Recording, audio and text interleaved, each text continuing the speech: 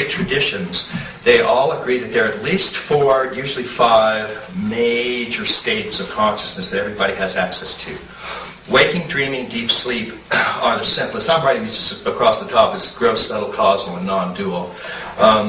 The waking state, dreaming state, deep, formless sleep state.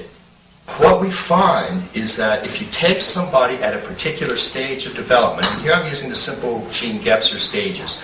So I've written archaic, magic, mythic or traditional, rational or modern, pluralistic or postmodern, and integral or higher. And again, there are several higher stages. We're not saying that integral is the very highest, but this is enough for us to work with. You can be at a traditional mythic stage, and if you experience these states, you'll interpret it in those terms. Because you only have the mind to interpret what's arising. And so we get a grid here that shows these, in this case, 1, 2, 3, 4, 5, 6, 24 different types of spiritual experience that you can have. In the gross waking state, if we look at states just very briefly to show what's involved, in the waking state, for example, you might have a peak experience where you're one with everything that's arising. And that's often called nature mysticism. In the dream state, though, one of the first things you notice about the dream state, the way that Vedanta and Vajrayana define it, is there's no gross objects. There's no physical body, there's no nature, there's no Gaia. It's just a subtle realm of images and light and feelings and emotions.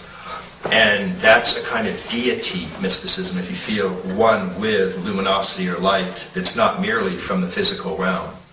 So that subtle deity mysticism is typical of a dream state peak experience. And deep formless state, a peak experience there, is classic formless mysticism, or cessation, or the vast earth sprung, the emptiness out of which everything springs.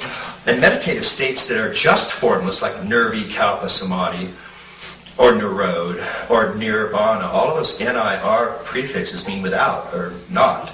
So it means, again, just that vast formlessness with no objects arising at all. And the non-dual ever-present is that which is aware of all of these. And it's one with everything that's arising. So it's sometimes confused with nature mysticism, which it shouldn't be, because that's just oneness with gross objects. But non-dual can be one with subtle objects and causal. And so it's ever-present, 24/7, timeless, noticing of everything that's arising. If you have a peak experience, as I was saying, let's say you're at the mythic stage or wave of development, and you have an experience of a subtle being of light. And you come from a culture that's Christian, you very likely interpret that as Jesus, perhaps. And because you're at an ethnocentric level of development, you will believe that unless somebody has an experience of Jesus, they can't be saved. It's a very, very common thing that happens. And so a lot of the world's religions, because they started at the ethnocentric level, again, it's not bad. I mean, we all go through it, and some Republicans never get out of it. I do not want to pick on Republicans. There's very evolved Republicans, I'm sure.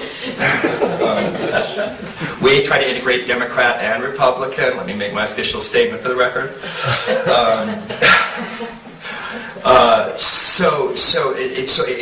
It's very common. It's culturally molded. If you're in China or in Southeast Asia and you have an experience of light, it might very well have 10,000 arms. It might very well be Avalokiteshvara. You're never going to find a Southern Baptist seeing 10,000 arms. I mean, it's just very, very rare.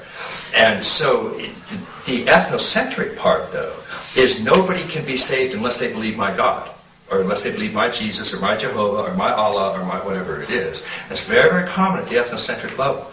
So, again, but somebody can have, you can be at the rational level of development, like Bertrand Russell was, for example, and he had the experience of nature mysticism, but he interpreted it, of course, in rational terms. That's almost all you can do. I want to point out two things in this regard. One is that, I don't care what stage anybody's at, all 4 states are available at all 6 stages. So even a 6-month-old has access to gross, subtle, causal, and non-dual realms of reality, states of consciousness. But a 3-year-old doesn't have access to some of these higher stages. They just haven't grown or developed yet. So as a person unfolds through these stages, they're still going to have access to the states, but they're going to interpret them at the stage they're at.